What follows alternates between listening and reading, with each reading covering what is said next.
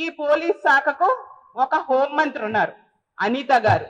General గా ఎక్కడైనా HM అంటే హోంమంత్రి అంటాం, కానీ ఈ రాష్ట్రంలో అనిత గారి సారథ్యంలో హెచ్ఎం అంటే హెరాస్మెంట్ మంత్రి అంటున్నారు ప్రజలు. అలాగే హెచ్ఎం అంటే హెడ్ స్ట్రాంగ్ మంత్రి అంటున్నారు. ఎంత దారుణంగా, ఎంత హెడ్ స్ట్రాంగ్ తో ఆవిడ మాట్లాడుతూ ఉంటారో ఈ రాష్ట్ర ప్రజలందరూ కూడా ఎన్నో సందర్భాల్లో వింటూ ఉండే పరిస్థితి మనం చూస్తూ ఉన్నాం. ఈ మధ్య జరిగిన సంఘటనలు తీసుకుందాం. జనరల్ గా ప్రజాస్వామ్య దేశంలో మనం ఉన్నాం. ప్రజాస్వామ్యంలో ప్రతిపక్షం ఏం చేస్తుంది? ప్రతిపక్షం తాలూకా హక్కు ఏంటి?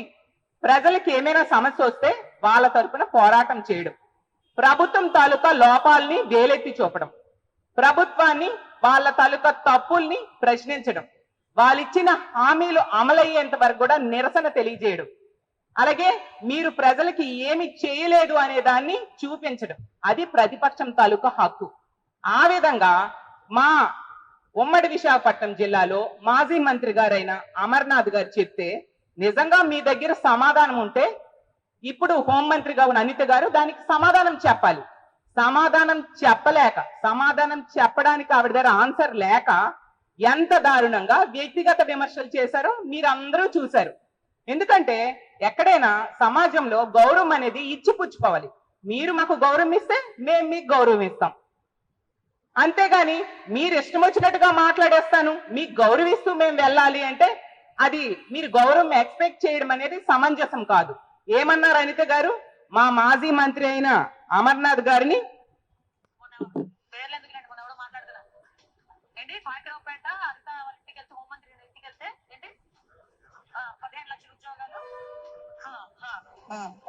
అంటే గుడ్డు పగలగొట్టడం కూడా మాకు వచ్చు, గుడ్లు పగలగొట్టడం అన్ని మాకు వచ్చు. మాట్లాడుకోవాలి ఒకటి చెప్తున్నా, మంచి చేస్తున్నాం.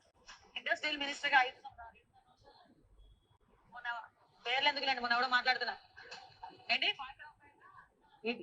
ఎవడో మాట్లాడుతున్నాడా ఏంటమ్మా? అంటే మీరు హోంమంత్రి అయితే మాజీ మంత్రులు పట్టుకొని ఎవడు వాడు వీడు అని మాట్లాడతారా? ఇదేనా మీరు ఒక టీచర్ గా చేశానని గొప్పలు చెప్పుకుంటూ ఉంటారు కదా? ఇదేనా సంస్కారం మీకు వచ్చినది? ఇదే సంస్కారాన్ని మీరు ఆ రోజు విద్యార్థులకు నేర్పించారా నేను అడుగుతూ ఉన్నాను. మీరు గౌరవించకుండా మిమ్మల్ని గౌరవించాలని ఎలా కోరుకుంటారు మీరు? అంతేకాదు, ఒక అమర్ గారినే కాదు, ప్రతి సందర్భంలో కూడా ఆవిడ ఎంత దారుణంగా, ఎంత హెడ్ స్ట్రాంగ్ తో మాట్లాడుతూ ఉంటారో ఈ రాష్ట్ర ప్రజలందరూ కూడా చూస్తూ ఉన్నారు.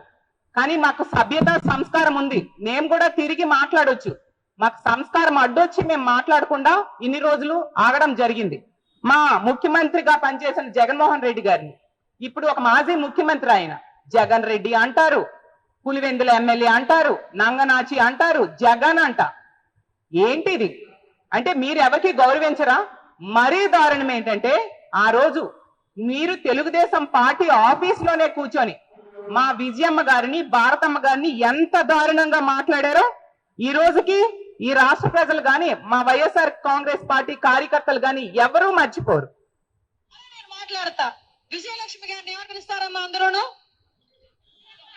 విజయమ్మ, భారతిరెడ్డి గారిని భారతమ్మ, విజయమ్మ గారిని విజయమ్మని పిలుస్తారు, భారతిరెడ్డి గారిని భారతమ్మ పిలుస్తారు. మరి వీళ్ళ అమ్మ అని పిలిచిన, భారతమ్మ అని పిలిచిన వాళ్ళకి వీళ్ళ నాన్నకి ఏమవుతాడో ఒక్కసారి మనం కూడా ఆలోచన చేసుకోవాలి.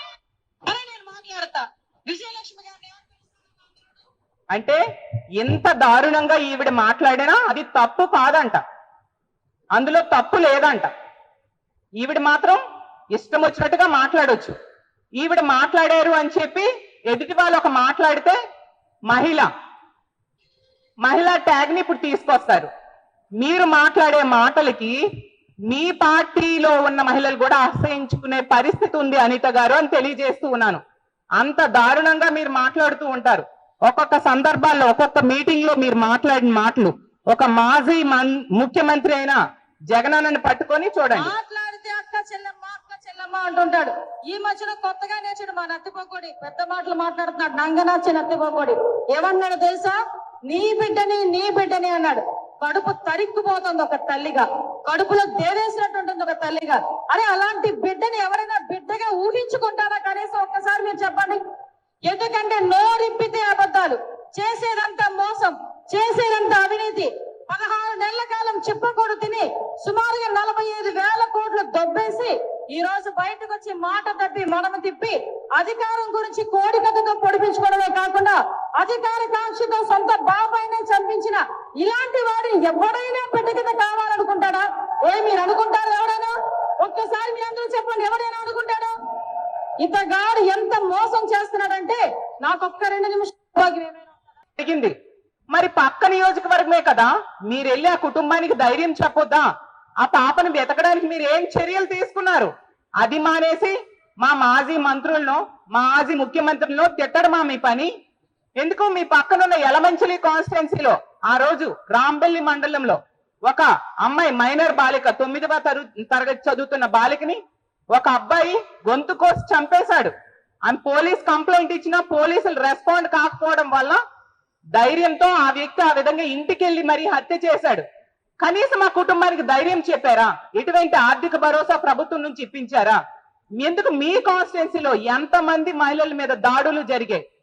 మీరు ఏమైనా చర్యలు తీసుకున్నారా దాడి చేసిన వాళ్ళ మీద? నేను అడుగుతూ ఉన్నాను.